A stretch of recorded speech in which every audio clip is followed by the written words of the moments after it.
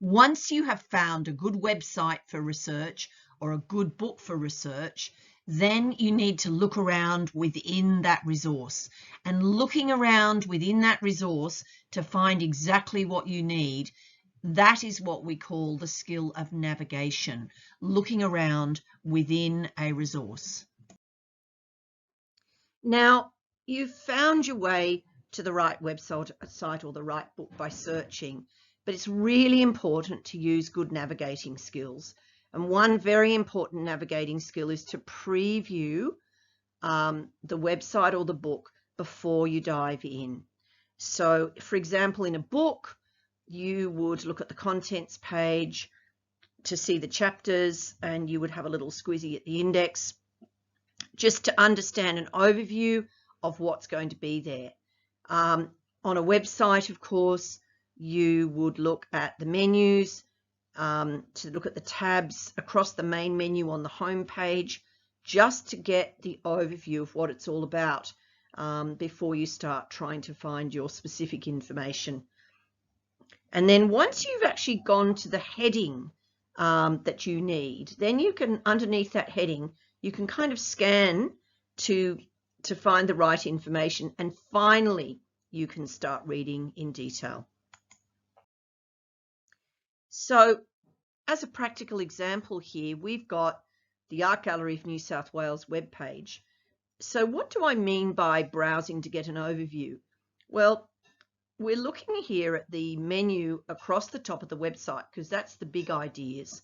So we've got What's On, which shares the exhibitions, Visit, which tells you the visiting hours, Art, which helps you with art making activities, Support, which gives you resources, Members, which tells you why you should be a member and what are the goodies you'll get, and Shop, which puts you in contact with the lovely books and resources.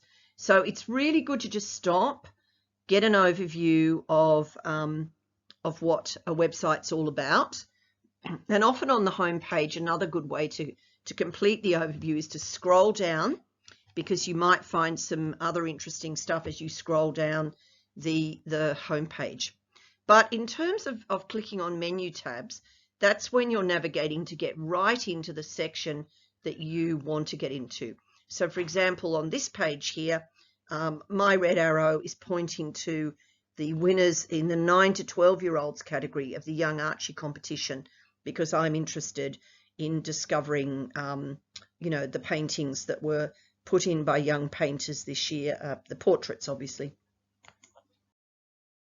So just to finish off what we've been thinking about today, Kathleen Morris has a really good set of free research cards that you can download, just to give yourself a bit of an extra challenge.